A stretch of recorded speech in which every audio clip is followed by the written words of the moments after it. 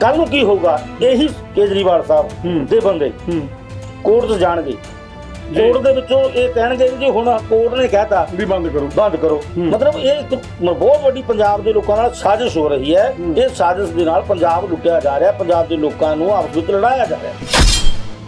ਰੇੜੀਆਂ ਬੰਦ ਕਰੋ ਸਾਡੇ ਹੱਥ। ਐਕਚੁਅਲੀ ਪੰਜਾਬ ਦੇ ਵਿੱਚ ਜਿਹੜੀ ਸਰਕਾਰ ਹੈ, ਉਹ ਸਰਕਾਰ ਨਾਮ ਦੀ ਭਗਵੰਤ ਮਾਨ ਦੀ ਸਰਕਾਰ ਹੈ, ਇਹਨੂੰ ਅਸੀਂ ਕਹੀਏ ਕੇਜਰੀਵਾਲ ਦੀ ਸਰਕਾਰ। ਕੇਜਰੀਵਾਲ ਦੀ ਸਰਕਾਰ ਦੇ ਜਿਹੜੇ ਫੈਸਲੇ ਲਏ ਜਾ ਰਹੇ ਹੈ, ਇਹ ਫੈਸਲੇ ਬਿਲਕੁਲ ਲੋਕਾਂ ਨੂੰ ਗੁੰਮਰਾਹ ਕਰਨ ਵਾਲੇ। ਜਿਹੜੇ ਸਰਦੇਪੁਰ ਦੇ ਪਰਿਵਾਰ ਨੇ ਉਹਨਾਂ ਨੂੰ ਬੇਨਤੀ ਮੈਂ ਕਰਦਾ, 600 ਯੂਨਿਟ ਉਹਨਾਂ ਨੂੰ ਵੀ ਮਿਲੂਗਾ, ਪਰ ਜੇ ਉਹ 600 ਯੂਨਿਟ ਤੋਂ ਵੱਧ ਇਸਤੇਮਾਲ ਕਰਨਗੇ ਤਾਂ ਫਿਰ ਪੂਰਾ ਬਿੱਲ ਆਵੇ। ਉਹੀ ਲੋਕ ਜੇ ਐਮਐਲਏ ਵੇਲੇ ਕੇਜਰੀਵਾਲ ਸਾਹਿਬ ਦੀ ਸਰਕਾਰ ਬਣਾ ਸਕਦੇ ਤਾਂ ਐਮਪੀ ਵਿੱਚ ਤਾਂ ਸਕਦੇ ਵੀ ਇਹ ਮਸ਼ੀਨਾਂ ਦੇ ਸਿਸਟਮ ਨਾਲ ਹੀ ਹੋ ਰਿਹਾ ਸਾਰਾ। ਬਿਲਕੁਲ ਹੋ ਰਿਹਾ ਹੈ, ਕੋਈ ਦੋ ਰਾਇਆ ਨਹੀਂ। ਰਾਮ ਵਿਲਾਸ ਪਾਸਵਾਨ ਜੀ ਨੇ ਸਭ ਤੋਂ ਪਹਿਲਾਂ ਇਹਦੇ ਖਿਲਾਫ ਆਵਾਜ਼ ਚੱਕੀ ਸੀ, ਪਰ ਉਦੋਂ ਲੋਕਾਂ ਨੂੰ ਲੱਗਦਾ ਪਤਾ ਨਹੀਂ ਕਿਉਂ ਨਹੀਂ ਲੋਕ ਤੁਰੇ। ਪਰ ਹੁਣ ਜ਼ਰੂਰ ਇਸ ਗੱਲ ਤੇ ਇੰਟਰਨੈਸ਼ਨਲ ਕੋਰਟ ਦੇ ਵਿੱਚ ਮੈਨੂੰ ਲੱਗਦਾ ਹੈ ਕਿ ਜਿਹੜੀ ਰਿਟਾਂ ਸਵੀਕਾਰ ਹੋਈ ਹੈ, ਫੈਸਲਾ ਵੀ ਹੋਊਗਾ। ਅੱਜ ਦੀ ਗੱਲ ਯਾਦ ਰੱਖੋ, ਔਨ ਰਿਕਾਰਡ ਈਵੀਐਮ ਬੰਦ ਹੋਣਗੀਆਂ।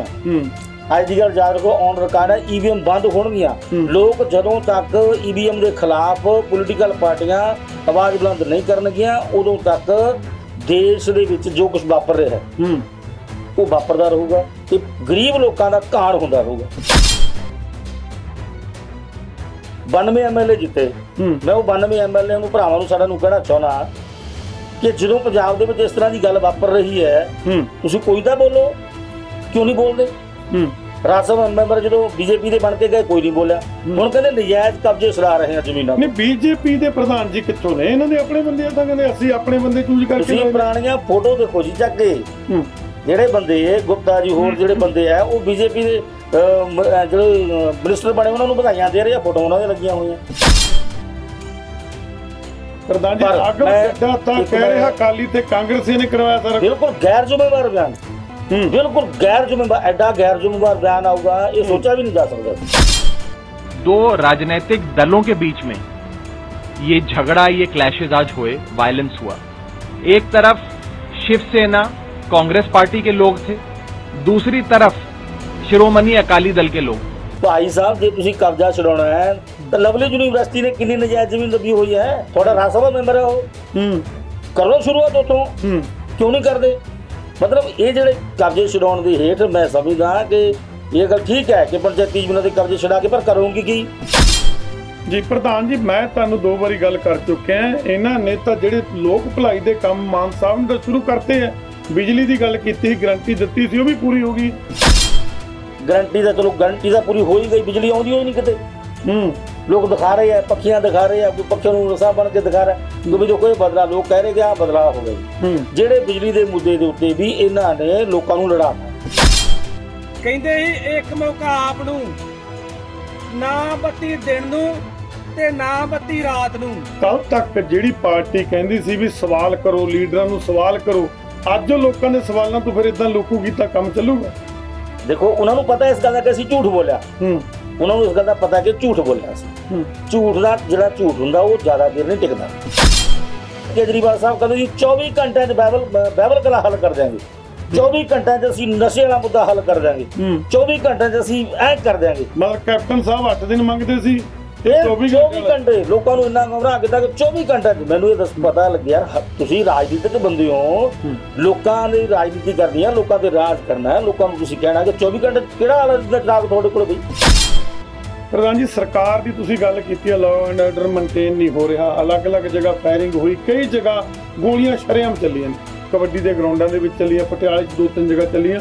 ਸਭ ਤੋਂ ਵੱਡੀ ਜਿਹੜੀ ਗੱਲਬਾਤ ਹੋਈ ਕਾਲੀ ਮਾਤਾ ਮੰਦਿਰ ਦੇ ਅੱਗੇ, ਜਿਹੜਾ ਦੇਖੋ ਹੁਣ ਤਾਂ ਕੋਈ, ਅਸੀਂ ਪਹਿਲਾਂ ਵੀ 2-3 ਐਪੀਸੋਡ ਕੀਤੇ ਨੇ ਵੀ ਮਾਤਾ ਦੇ ਮੰਦਿਰ ਤੇ ਅਟੈਕ ਹੋ ਗਿਆ, ਐਸੀ ਕੋਈ ਗੱਲ ਨਹੀਂ। ਪਰ ਇਹਨਾਂ ਨੂੰ ਆਪਸ ਵਿੱਚ ਜਿਹੜਾ ਪੜਾਉਣ ਦੀ ਕੋਸ਼ਿਸ਼ ਕੀਤੀ ਗਈ ਹਿੰਦੂ ਭਾਈਚਾਰਾ ਤੇ ਸਿੱਖ ਭਾਈਚਾਰੇ ਨੂੰ, ਇਹਨੂੰ ਕਿਸ ਤਰ੍ਹਾਂ ਦੇਖਦੇ ਹੋ ਤੁਸੀਂ? ਪਾਰਟੀ ਤੁਹਾਡੀ ਕਾਂਗਰਸ ਕਿਸ ਤਰ੍ਹਾਂ ਦੇਖਦੀ? ਜੇ ਮੈਂ ਨਿੱਜੀ ਤੌਰ ਤੇ ਕਿਰਨਜੀਤ ਸਿੰਘ ਦੀ ਆਪਣੀ ਗੱਲ ਕਰਾਂ ਜਾਂ ਮੇਰੀ ਕਾਂਗਰਸ ਪਾਰਟੀ ਦੀ ਗੱਲ ਕਰਾਂ, ਮੇਰੀ ਕਾਂਗਰਸ ਪਾਰਟੀ ਦੇ ਜਿਹੜੇ ਪ੍ਰਧਾਨ ਹੈਗੇ ਆ ਸਾਡੇ ਰਾਜਾ ਵੜਿੰਗ ਜੀ, ਉਹਨਾਂ ਨੇ ਪਟਿਆਲਾ ਜੋ ਕਾਲੀ ਮਾਤਾ ਮੰਦਿਰ ਦਾ, ਗੁਰਦੁਆਰਾ ਸਾਹਿਬ ਦਾ, ਸਾਰੀ ਜਗ੍ਹਾ ਦਾ, ਕਿਉਂਕਿ ਕਾਂਗਰਸ ਪਾਰਟੀ ਧਰਮ ਨਿਰਪੱਖ ਪਾਰਟੀ। ਦੂਜੀ ਗੱਲ ਤੁਸੀਂ ਅਖਬਾਰਾਂ 'ਚ ਹੀ ਪੜ੍ਹਿਆ ਹੋਣਾ, ਇੰਟੈਲੀਜੈਂਸੀ ਨੇ ਪਹਿਲਾਂ ਰਿਪੋਰਟ ਦੇ ਦਿੱਤੀ ਸੀ ਸਰਕਾਰ ਨੂੰ, 1 ਮਹੀਨਾ ਪਹਿਲਾਂ ਇੰਟੈਲੀਜੈਂਸੀ ਨੇ ਰਿਪੋਰਟ ਦੇ ਦਿੱਤੀ ਸੀ ਕਿ ਇਹ ਇਸ ਤਰ੍ਹਾਂ ਦਾ ਕਿਤੇ ਘਟਨਾਕ੍ਰਮ ਵਾਪਰ ਸਕਦਾ ਹੈ। ਜਦ 1 ਮਹੀਨਾ ਪਹਿਲਾਂ ਦੇਤੀ ਰਿਪੋਰਟ ਤੁਹਾਨੂੰ, ਤੇ ਮੁੱਖ ਮੰਤਰੀ ਸਾਹਿਬ ਕੀ ਕਰ ਰਹੇ? ਪਰ ਮੁੱਖ ਮੰਤਰੀ ਸਾਹਿਬ ਕਰਨ ਤਾਂ ਜੇ ਰਿਪੋਰਟ ਉਹਨਾਂ ਕੋਲ ਜਾਂਦੀ, ਰਿਪੋਰਟ ਤਾਂ ਕੇਜਰੀਵਾਲ ਸਾਹਿਬ ਕੋਲ ਜਾਂਦੀ ਹੈ। ਪਰ ਜਦੋਂ 1 ਮਹੀਨਾ ਪਹਿਲਾਂ ਤੁਹਾਡੇ ਕੋਲ ਰਿਪੋਰਟ ਪਹੁੰਚ ਗਈ ਸੀ, ਤੁਸੀਂ ਉਸ ਸਮਾਂ ਰਹਿੰਦੇ ਕਾਰਵਾਈ ਕਿਉਂ ਨਹੀਂ ਕੀਤੀ? ਜਿਹੜੇ ਲੋਕ ਭੜਕਾਟ ਪੈਦਾ ਕਰਦੇ ਆ, ਚਾਹੇ ਉਹ ਕੋਈ ਵੀ ਹੋ, ਤੁਸੀਂ ਉਹਨਾਂ ਦੇ ਸੋਸ਼ਲ ਮੀਡੀਆ ਤੋਂ ਪਾ ਰਹੇ ਹੋ, ਤੁਸੀਂ ਉਹਨਾਂ ਦੇ ਖਿਲਾਫ ਉਦੋਂ ਕਾਰਵਾਈ ਕਿਉਂ ਨਹੀਂ ਕੀਤੀ? ਇਸ ਲਈ ਇਹਦੇ ਲਈ ਸਿੱਧੇ ਤੌਰ ਤੇ ਜਿਹੜੀ ਇਹ ਕੇਜਰੀਵਾਲ ਸਰਕਾਰ ਜ਼ਿੰਮੇਵਾਰ ਹੈ। ਮਤਲਬ ਅੱਜ ਉਹਨਾਂ ਨੂੰ ਫੜ ਕੇ ਅੰਦਰ ਦਿੱਤਾ ਹੈ, ਉਹ ਪਹਿਲਾਂ ਹੀ ਦੇ ਦੇਣਾ ਚਾਹੀਦਾ ਸੀ। ਜਦੋਂ ਤੁਹਾਡੀ ਇੰਟੈਲੀਜੈਂਸੀ ਕੀ ਕਰਦੀ ਹੈ, ਤੁਹਾਡਾ ਖੁਫੀਆ ਵਿੰਗ ਜਿਹੜਾ ਹੈਗਾ ਉਹ ਕੀ ਕਰਦੇ ਆ? ਇਹਦਾ ਮਤਲਬ ਖੁਫੀਆ ਤੰਤਰ ਜਿਹੜਾ ਤੁਹਾਡਾ ਇਹ ਸਾਰਾ ਫਿਰ ਫੇਲ ਹੈ। ਗੈਰੀ ਸਾਹਿਬ, ਗੱਲ ਕਰਦੇ ਆ ਰੁਜ਼ਗਾਰ ਦੀ। ਕੱਲ ਹੀ ਭਗਵੰਤ ਮਾਨ ਸਾਹਿਬ ਨੇ ਕੈਬਨਿਟ ਦੀ ਮੀਟਿੰਗ ਦੇ ਵਿੱਚ 25,000 ਮੁਲਾਜ਼ਮ ਬਿਲਕੁਲ ਪੱਕੇ ਤੌਰ ਤੇ ਰੱਖਣ ਦਾ ਐਲਾਨ ਕਰਤਾ। ਉਹ ਸਾਰੇ ਨੋਟੀਫਿਕੇਸ਼ਨ ਵੀ ਹੋ ਰਹੇ ਨੇ, ਤੇ ਤੁਸੀਂ ਕਹਿੰਦੇ ਹੋ ਰੁਜ਼ਗਾਰ ਵੱਲ ਧਿਆਨ ਨਹੀਂ ਸਰਕਾਰ ਦਾ। ਇਸ ਤੋਂ ਉੱਪਰ ਮਾਨ ਸਾਹਿਬ ਹੋਰ ਕੀ ਕਰਨ ਲੋਕਾਂ ਲਈ? ਹਲੇ ਸਟਾਰਟਿੰਗ ਹੈ। ਪਹਿਲਾਂ ਜਿਹੜਾ 36,000 ਪੱਕਾ ਕਰਨਾ ਸ਼ੁਰੂ ਕਰਤਾ, ਜਦੋਂ ਕਹਿੰਦੇ ਵੀ 36,000 ਸੀ, ਇਸ਼ਤਿਹਾਰ ਵੀ ਲੱਗੇ, ਕਰੋੜਾਂ ਰੁਪਇਆ ਜਿਹੜਾ ਹੈਗਾ ਇਸ਼ਤਿਹਾਰਾਂ ਤੇ ਬੜੇ ਬੜੇ ਅਖਬਾਰਾਂ 'ਚ ਲਾ ਕੇ 36,000 ਬੰਦੇ ਪੱਕੇ ਕਰਨ ਦਾ ਫੈਸਲਾ ਕਰਦੇ ਹੋ, ਕਰ ਹੀ ਨਹੀਂ ਸਕਦੇ।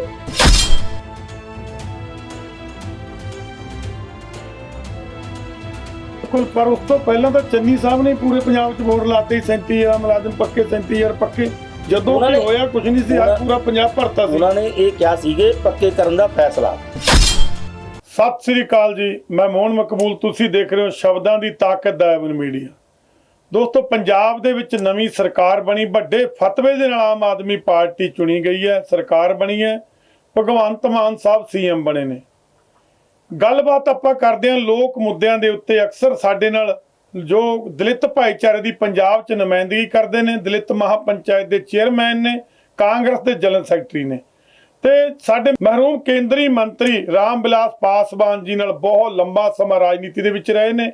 ਬਹੁਤ ਕੁਝ ਸਿੱਖਿਆ ਉਹਨਾਂ ਤੋਂ, ਬੜਾ ਲੋਕਾਂ ਲਈ ਪੰਜਾਬ ਦੇ ਵਿੱਚ ਬੜੇ ਮੁੱਦੇ ਚੱਕੇ ਨੇ। ਲਾਲ ਲਕੀਰ ਨੂੰ ਲੈ ਕੇ ਲੰਬਾ ਸੰਘਰਸ਼ ਇਹਨਾਂ ਨੇ ਲੜਿਆ। ਮੈਂ ਗੱਲਬਾਤ ਕਰਦਾ ਕਿਰਨਜੀਤ ਗਹਿਰੀ ਜੀ। ਗਹਿਰੀ ਸਾਹਿਬ, ਸਭ ਤੋਂ ਪਹਿਲਾਂ ਸਵਾਗਤ ਹੈ ਤੁਹਾਡਾ। ਪ੍ਰਧਾਨ ਜੀ, ਗੱਲਬਾਤ ਕਰਦੇ ਹਾਂ ਲੋਕ ਮੁੱਦਿਆਂ ਦੇ ਉੱਤੇ। ਸਰਕਾਰ ਨਵੀਂ ਬਣ ਗਈ ਹੈ, ਮਾਨ ਸਾਹਿਬ ਤੇ ਮਾਨ ਸਾਹਿਬ ਦੀ ਸਰਕਾਰ ਵੱਡੇ ਵੱਡੇ ਫੈਸਲੇ ਕਹਿੰਦੇ ਅਸੀਂ ਲੈ ਰਹੇ ਹਾਂ, ਲੋਕ ਹਿੱਤ ਦੇ ਫੈਸਲੇ ਨੇ। ਤੁਸੀਂ ਉਹ ਫੈਸਲੇ ਨੂੰ ਕਿਸ ਤਰ੍ਹਾਂ ਦੇਖਦੇ ਹੋ? ਆਪਾਂ ਸ਼ਾਰਟ ਦੇ ਵਿੱਚ ਸ਼ੁਰੂਆਤ ਕਰੀਏ।